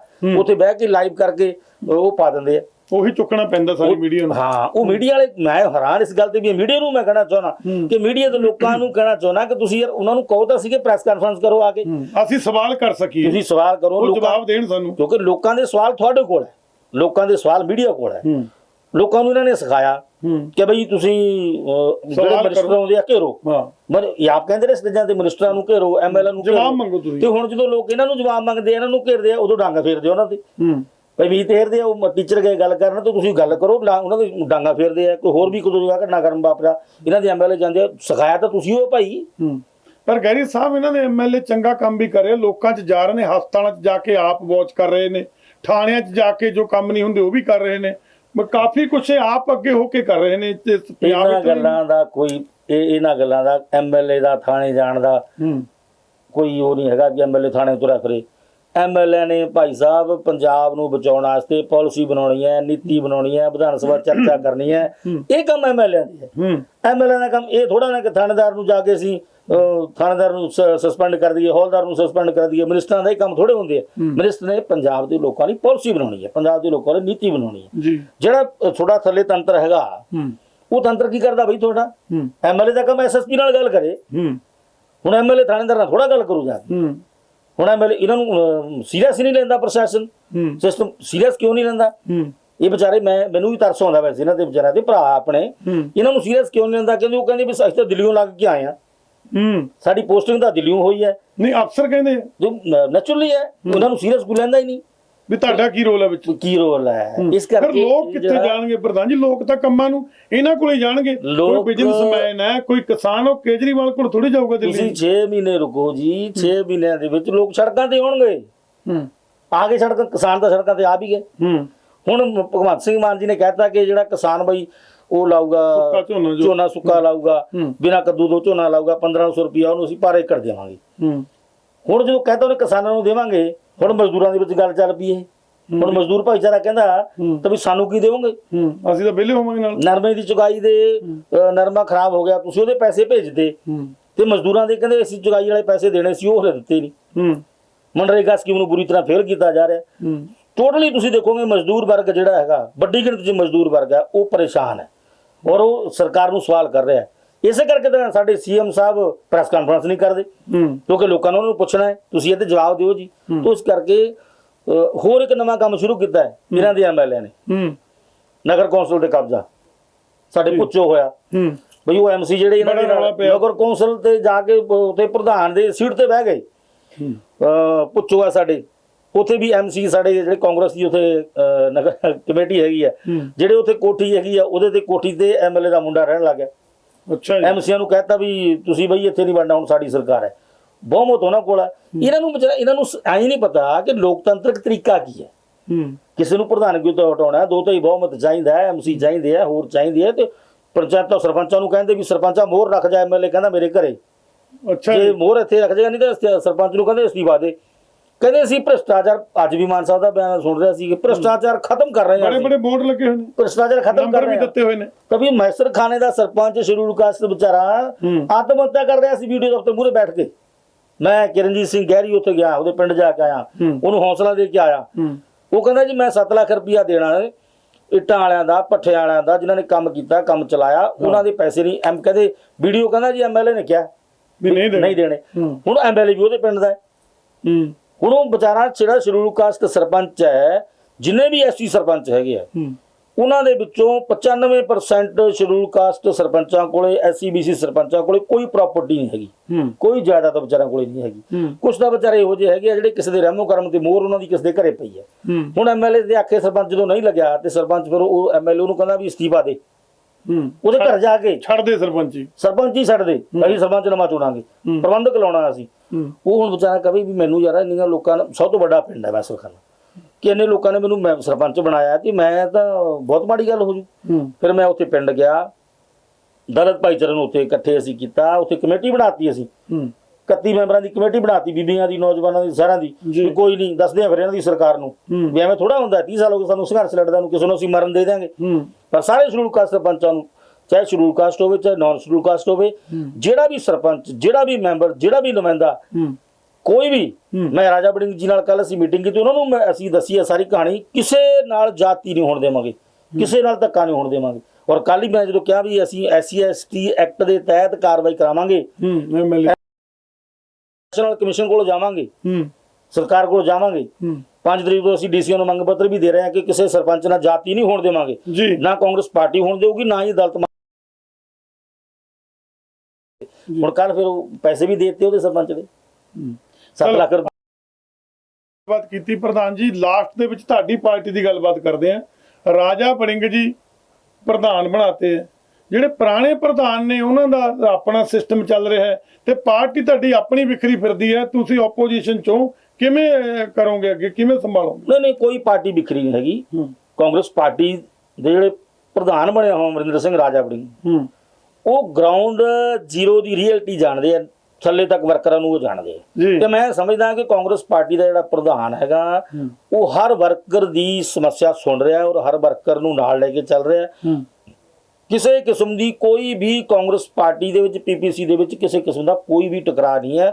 ਸਾਰੀ ਪਾਰਟੀ ਇਕੱਠੀ ਹੈ, ਕੋਈ ਵੀ ਚੱਕਰ ਨਹੀਂ ਹੈਗਾ। ਪ੍ਰਧਾਨ ਜੀ ਕਿਵੇਂ ਚੱਕਰ ਨਹੀਂ? ਜਾਖੜ ਬਿਆਨ ਦੇ ਰਿਹਾ, ਅਲੱਗ-ਅਲੱਗ ਉਹਨੂੰ ਪਾਰਟੀ ਕੱਢਣ ਨੂੰ ਫਿਰਦੀ ਹੈ, ਤੁਹਾਡੇ ਸਾਰੇ ਅਲੱਗ-ਅਲੱਗ ਤੁਰੇ, ਤੁਸੀਂ ਕਹਿੰਦੇ ਕੋਈ ਪ੍ਰੋਬਲਮ ਨਹੀਂ, ਕੋਈ ਵੀ ਪ੍ਰੋਬਲਮ ਨਹੀਂ ਹੈਗੀ। ਇਹ ਦੇਖੋ ਨੈਸ਼ਨਲ ਪਾਰਟੀ ਹੈ, ਨੈਸ਼ਨਲ ਪਾਰਟੀ ਦਾ ਸਿਸਟਮ ਹੈ, ਜੀ ਜਿਹੜਾ ਵੀ ਉਹ ਅਨੁਸ਼ਾਸਨ ਭੰਗ ਕਰੂਗਾ ਰਾਜਾ ਵੜਿੰਗ ਨੇ ਅਹੁਦਾ ਸੰਭਾਲਦੇ ਕਿਹਾ ਵੀ 3D ਦੇ ਤਹਿਤ ਇਹ ਕੰਮ ਕਰਨਾ ਪਊਗਾ, ਚਾਹੇ ਕੋਈ ਵੀ ਹੋਵੇ। ਰਾਜਾ ਵੜਿੰਗ ਖੁਦ ਵੀ ਆਪਣੇ ਆਪ ਨੂੰ ਕੋਡ ਕਰ ਰਹੇ ਨੇ ਪ੍ਰਧਾਨ ਜਿਹੜੇ ਹੈ ਕਿ ਚਾਹੇ ਮੈਂ ਹੋਵਾਂ ਚਾਹੇ ਕੋਈ ਵੀ ਹੋਵੇ।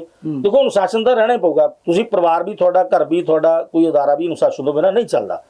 ਤੋ ਸਾਡੇ ਜਿਹੜੇ ਪ੍ਰਧਾਨ ਹੈਗੇ ਉਹ ਬੜੇ ਕਾਬਲ ਨੇ ਔਰ ਹਰ ਜਗ੍ਹਾ ਤੇ ਜਾ ਰਹੇ ਆ। ਮੈਂ ਪਹਿਲੀ ਵਾਰ ਦੇਖਿਆ ਕਿ ਜਿਹੜੇ ਪ੍ਰਧਾਨ ਹੈਗੇ ਆ ਵੀ ਪ੍ਰਧਾਨ ਦਾ ਅਹੁਦਾ ਸੰਭਾਲਣ ਤੋਂ ਪਹਿਲਾਂ ਉਹਨਾਂ ਨੇ ਹਰ ਸੀਨੀਅਰ ਲੀਡਰ ਤੱਕ, ਹਰ ਜੂਨੀਅਰ ਲੀਡਰ ਤੱਕ ਉਹਨਾਂ ਦੇ ਘਰ ਜਾ ਕੇ ਪਹੁੰਚ ਕੀਤੀ, ਮਿਲੇ।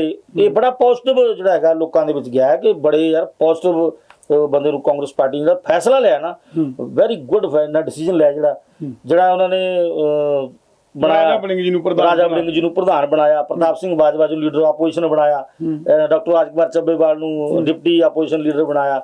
ਮਤਲਬ ਸੋਨੀਆ ਗਾਂਧੀ ਜੀ ਦਾ, ਰਾਹੁਲ ਗਾਂਧੀ ਜੀ ਦਾ, ਪ੍ਰਿੰਕਾ ਗਾਂਧੀ ਜੀ ਦਾ, ਜਿਹੜੀ ਸਾਡੀ ਟੀਮ ਹੈ, ਹਰੀਸ਼ ਚੌਧਰੀ ਜੀ ਹੋਰਾਂ ਦਾ ਜਿਹੜਾ ਡਿਸੀਜਨ ਹੈ ਨਾ, ਇਹ ਬਿਲਕੁਲ ਰੰਗ ਲਿਆਊਗਾ। ਤੁਸੀਂ ਦੇਖੋਗੇ ਲੋਕ ਅੱਜ ਹੀ ਕਹਿਣ ਲੱਗੇ ਕਿ ਕਾਂਗਰਸ ਪਾਰਟੀ ਵਾਲੇ ਚੰਗੇ ਸੀ ਯਾਰ। ਲੋਕ ਕੰਮਾਂ ਵਾਸਤੇ ਕਾਂਗਰਸ ਪਾਰਟੀ ਕੋਲ ਜਾਂਦੇ ਆ। ਹੁਣ ਪਿੰਡਾਂ ਦੇ ਵਿੱਚ ਜਿਹੜੀ ਇਹ ਵਿਚਾਰੇ ਝਾੜੂ ਐਂਡ ਕੰਪਨੀ ਦੀ ਪਾਰਟੀ ਹੈ, ਇਹਨਾਂ ਕੋਲੇ ਪਿੰਡਾਂ ਦੇ ਵਿੱਚ ਲੋਕਾਂ ਨੇ ਵੋਟਾਂ ਭਾਵੇਂ ਪਾਤੀਆਂ, ਪੈ ਗਈਆਂ, ਇਹਨਾਂ ਨੂੰ ਖੁਦ ਨਹੀਂ ਪਤਾ ਕਿਵੇਂ ਵੋਟਾਂ ਪੈ ਗਈਆਂ। ਹੁਣ ਜਿਹੜਾ ਲੋਕਾਂ ਨੂੰ ਕੰਮ ਮਿਲਦਾ, ਕੰਮ ਕਹਿੰਦੇ ਆ, ਇਹਨਾਂ ਕੋਲ ਬੰਦੇ ਹੀ ਨਹੀਂ ਜਿਹੜਾ ਥਾਣੇ ਜਾ ਸਕੇ, ਨਾਲ ਇਹਨਾਂ ਡੀਸੀ ਕੋਲ ਜਾ ਸਕੇ, ਤਹਿਸੀਲਦਾਰ ਕੋਲ ਜਾ ਸਕੇ। ਹੁਣ ਲੋਕ ਸੋਚੀ ਜਾਂਦੇ ਵੀ ਕਿਹਨੂੰ ਕਹੀਏ ਜਾ ਕੇ, ਉਹ ਫਿਰ ਕਾਂਗਰਸ ਵਾਲਿਆਂ ਕੋਲੇ ਆਉਂਦੇ ਆ ਵੀ ਯਾਰ ਤੁਸੀਂ ਚੱਲੋ ਸਾਡੇ ਨਾਲ। ਨਹੀਂ ਪ੍ਰਧਾਨ ਜੀ, ਤੁਸੀਂ ਇਹ ਕਹਿੰਦੇ ਹੋ ਕਿੱਥੇ ਉਹਨਾਂ ਨੂੰ, ਉਹ ਤਾਂ ਕਹਿੰਦੇ ਜਾਣ ਦੀ ਲੋੜ ਹੀ ਨਹੀਂ। ਸਰਕਾਰ ਤੁਹਾਡੇ ਘਰ ਘਰ ਪਹੁੰਚ ਰਹੀ ਹੈ, ਕੈਂਪ ਲਾ ਰਹੇ ਨੇ, DC SP ਸਾਰਾ SDM ਨਰੇਗਾ ਕਾਰਡ ਸਭ ਪਿੰਡਾਂ 'ਚ ਜਾ ਕੇ ਬਣਾ ਰਹੇ। ਮੈਂ ਤਾਂ ਦੇਖਿਆ ਨਹੀਂ ਅੱਜ ਤੱਕ ਕੈਂਪ ਲੱਗਿਆ ਕੋਈ। ਨਹੀਂ ਕੈਂਪ ਲੱਗੇ ਆ ਜੀ, ਸ਼ੁਰੂਆਤ ਹੋਈ ਹੈ ਪਟਿਆਲੇ ਜ਼ਿਲ੍ਹੇ 'ਚ। ਮੈਨੂੰ ਤਾਂ ਅਸੀਂ ਤਾਂ ਦੇਖਿਆ ਨਹੀਂ ਕਿਤੇ ਕੈਂਪ ਲੱਗਿਆ। ਹੁਣ ਕੈਂਪ ਲੱਗਿਆ, ਹੁਣ ਮੈਂ ਦੱਸਦਾ ਤੁਹਾਨੂੰ ਗੱਲ। ਇਹ ਕਹਿੰਦੇ ਜੀ ਬੜਾ ਉਹਨਾਂ ਨੇ ਪ੍ਰਚਾਰ ਕੀਤਾ, ਕੇਜਰੀਵਾਲ ਸਾਹਿਬ ਨੇ ਉੱਥੇ ਜਾ ਕੇ ਕਿਹਾ ਵੀ 10 ਦਿਨਾਂ 'ਚ ਭਗਵੰਤ ਮਾਨ ਨੇ ਭ੍ਰਿਸ਼ਟਾਚਾਰ ਖਤਮ ਕਰਤਾ। ਦੂਜੀ ਸਟੇਟ ਦੇ ਜਾ ਕੇ ਹਿਮਾਚਲ ਕਹਿੰਦੇ 20 ਦਿਨਾਂ 'ਚ ਭਗਵੰਤ ਮਾਨ ਨੇ ਭ੍ਰਿਸ਼ਟਾਚਾਰ ਖਤਮ ਕਰਤਾ। ਰਜਿਸਟਰੀਆਂ ਜੀ ਐ ਹੋ ਰਹੀਆਂ, ਹੁਣ ਰਜਿਸਟਰੀਆਂ ਹੋ ਰਹੀਆਂ ਜਿਹੜੀਆਂ ਤਹਿਸੀਲਦਾਰ ਦੀ ਪਾਵਰ ਹੈ ਕਿ ਉਹ ਕਹੇਗਾ ਕਿ ਮੈਂ ਸਾਈਟ ਤੇ ਜਾ ਕੇ ਦੇਖੂੰਗਾ, ਵੀ ਪਲਾਟ ਦੇਖੂੰਗਾ ਸਾਈਟ ਤੇ ਜਾ ਕੇ, ਕਮਰਸ਼ੀਅਲ ਹੈ ਜਾਂ ਕੀ ਹੈ, ਜੋ ਵੀ ਹੈ ਕਮਰਸ਼ੀਅਲ ਹੈ, ਉਹਦੇ ਮਾਰਕੀਟ ਰੇਟ ਖੇਤੀ ਵਾਲਾ ਜਾਂ ਜੋ ਵੀ ਕੀ ਹੈ। ਹੁਣ ਕਿਹਦਾ ਮਤਲਬ ਕੀਮਤ ਵੱਧ ਗਈ, ਰੇਟ ਵੱਧ ਗਿਆ ਮਕਬੂਲ ਜੀ, ਮਤਲਬ ਕੰਮ ਉਵੇਂ ਹੁਣ ਮਕਬੂਲ ਰੇਟ ਵੱਧ ਗਿਆ।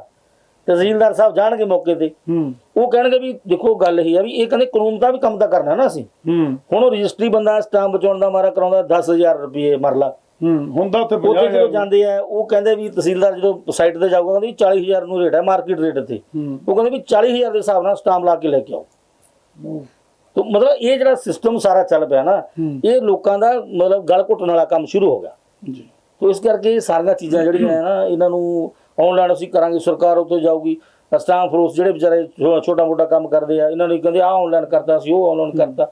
ਦੇਖੋ ਸਿਸਟਮ ਸਾਰਾ ਹੋਣਾ ਚਾਹੀਦਾ, ਭ੍ਰਿਸ਼ਟਾਚਾਰ ਬੰਦ, ਕੰਮ ਹੋਣਾ ਚਾਹੀਦਾ, ਪਰ ਸਿਸਟਮ ਤਾਂ ਬਣਾਓ ਜੀ, ਸਿਸਟਮ ਬਣਾਓ। ਕੋਈ ਅਸੀਂ ਪੰਜਾਬ ਦੇ ਲੋਕਾਂ ਤੇ ਤਰਸ ਕਰੋ। ਮੈਂ ਕੇਜਰੀਵਾਲ ਸਾਹਿਬ ਨੂੰ ਫਿਰ ਕਹਿਣਾ ਚਾਹੁੰਦਾ ਹੈ, ਪੰਜਾਬ ਦੇ ਲੋਕਾਂ ਤੇ ਤਰਸ ਕਰੋ। ਪੰਜਾਬ ਦੇ ਲੋਕਾਂ ਨੇ 90% ਕੁਰਬਾਨੀਆਂ ਦਿੱਤੀਆਂ ਦੇਸ਼ ਵਾਸਤੇ। ਅੱਜ ਵੀ ਪੰਜਾਬ ਦੇ ਮੁੰਡੇ ਕੁੜੀਆਂ ਨੌਜਵਾਨ ਬਾਰਡਰਾਂ ਤੇ ਖੜੇ ਹੈ, ਤੇ ਪੰਜਾਬ ਤੇ ਥੋੜਾ ਤਰਸ ਕਰੋ। ਪੰਜਾਬ ਦੇ ਵਿੱਚ ਜਿਹੜੀ ਆਪਸੀ ਲੜਾਈ, ਭਾਈਚਾਰਾ ਖਤਮ ਕਰਾਉਣ, ਕਦੇ SCBC ਦੀ ਲੜਾਈ ਪਵਾਉਣੇ ਹੋ, ਕਦੇ ਧਰਮ ਦੇ ਨਾਂ ਤੇ ਲੜਾਈ ਪਵਾਉਣੇ ਹੋ, ਕਦੇ ਕਿਸਾਨ ਤੇ ਮਜ਼ਦੂਰ ਦੀ ਲੜਾਈ ਪਵਾ ਰਹੇ ਹੋ, ਪਰ ਇਹ ਲੜਾਈਆਂ ਪਵਾ ਕੇ ਪੰਜਾਬ ਨੂੰ ਬਰਬਾਦੀ ਵਾਲੇ ਪਾਸੇ ਨਾ ਤੋਰੋ। ਮੈਂ ਮੁੱਖ ਮੰਤਰੀ ਭਗਵੰਤ ਸਿੰਘ ਮਾਨ ਜੀ ਨੂੰ ਕਹਿਣਾ ਕਿ ਤੁਸੀਂ ਖੁਦ ਮੋਨੀਟਰਿੰਗ ਕਰੋ, ਖੁਦ ਤੇ ਨਜ਼ਰ ਰੱਖੋ, ਤੇ ਆਪਣੀਆਂ ਫਾਈਲਾਂ ਪੰਜਾਬ ਦੇ ਕੋਲ ਰੱਖੋ ਜੇ ਪੰਜਾਬ ਨੂੰ ਬਚਾਉਣਾ। ਪ੍ਰਧਾਨ ਜੀ, ਅੱਜ ਪੂਰੇ ਮਾਮਲੇ ਤੇ ਰਾਜਨੀਤੀ ਸੰਬੰਧੀ ਗੱਲਾਂ ਬਾਤਾਂ ਕੀਤੀਆਂ। ਧੰਨਵਾਦ ਹੈ ਤੁਹਾਡਾ ਸਟੂਡੀਓ ਪਹੁੰਚਣ ਦਾ। ਤੁਹਾਡਾ ਵੀ ਗੁਰੂ ਜੀ ਬਹੁਤ ਬਹੁਤ ਧੰਨਵਾਦ। ਗੈਰੀ ਸਾਹਿਬ ਨੇ ਗੱਲਬਾਤ ਕੀਤੀ ਹੈ। ਭਗਵੰਤ ਮਾਨ ਸਾਹਿਬ ਨੂੰ ਆਪਣੇ ਤਰਫ ਤੋਂ ਨਿੱਜੀ ਤੌਰ ਤੇ ਬੇਨਤੀ ਵੀ ਕੀਤੀ ਹੈ ਵੀ ਪੂਰੇ ਪੰਜਾਬ ਦੇ ਵਿੱਚ ਜਿੰਨੇ ਵੀ ਕੰਮ ਹੋ ਰਹੇ ਨੇ ਜਾਂ ਵੱਖ-ਵੱਖ ਮਹਿਕਮੇ ਅਦਾਰੇ, ਉਹਨਾਂ ਦੀ ਆਪ ਮੋਨੀਟਰਿੰਗ ਕਰਨ। ਕੱਲੀ ਚੀਜ਼ ਹੈ ਜਿਹੜੀ ਦਿੱਲੀ ਤੱਕ ਪਹੁੰਚ ਨਾ ਕੀਤੀ ਜਾਵੇ, ਕਿਉਂਕਿ ਜੇ ਆਪਾਂ ਅੱਜ ਕਮਜ਼ੋਰੀਆਂ ਆਪਣੀਆਂ ਕਿਸੇ ਹੋਰ ਸਟੇਟ ਨੂੰ ਦਿਖਾਉਣੇ ਆ, ਅੱਜ ਸਰਕਾਰ ਇੱਕ ਪਾਰਟੀ ਦੀ, ਕੱਲ ਨੂੰ ਸਰਕਾਰਾਂ ਬਦਲਣਗੀਆਂ, ਮੁਸ਼ਕਲ ਆਪਣੀ ਸਟੇਟ ਲਈ ਹੋਣੀ ਹੈ। ਬਾਕੀ ਅਹਿਮ ਮੁੱਦੇ ਨੇ ਪੰਜਾਬ ਦੇ, ਹਲੇ ਅਸੀਂ ਤਾਂ ਕਹਿੰਦੇ ਵੀ ਸਮਾਂ ਦੇਣਾ ਚਾਹੀਦਾ। ਖੁਦ ਮੰਨਦੇ ਨੇ ਪ੍ਰਧਾਨ ਜੀ ਵੀ ਹਾਂ ਕੁਛ ਨਾ ਕੁਛ ਸਮਾਂ ਹਲੇ ਹੋਰ ਦੇਣਾ ਚਾਹੀਦਾ, ਪਰ ਜੋ ਸ਼ੁਰੂਆਤ ਹੋਈ ਹੈ, ਲੋਕ ਪੱਖੀ ਫੈਸਲੇ ਲਏ ਨੇ ਤੇ ਗਹਿਰੀ ਸਾਹਿਬ ਨੇ ਕਿਹਾ ਉਹਨਾਂ ਦੇ ਵਿੱਚ ਕੋਈ ਨਾ ਕੋਈ ਇੱਕ ਦੂਜੇ ਨੂੰ ਖਿਲਾਫ ਕਰਤਾ, ਜਾਤੀ ਧਰਮ ਦੇ ਨਾਂ ਤੇ ਮੰਨਣ ਦੀ ਕੋਸ਼ਿਸ਼ ਕੀਤੀ ਹੈ। ਆਉਣ ਵਾਲੇ ਸਮੇਂ ਦੇ ਵਿੱਚ ਸਰਕਾਰ ਕੀ ਕੰਮ ਕਰਦੀ ਹੈ ਉਸ ਵਿਸ਼ੇ ਤੇ ਫਿਰ ਇੱਕ ਵਾਰ ਗੱਲਬਾਤ ਕਰਾਂਗੇ। ਉਦੋਂ ਤੱਕ ਦਿਓ ਆ ਗਿਆ। ਸਤਿ ਸ਼੍ਰੀ ਅਕਾਲ।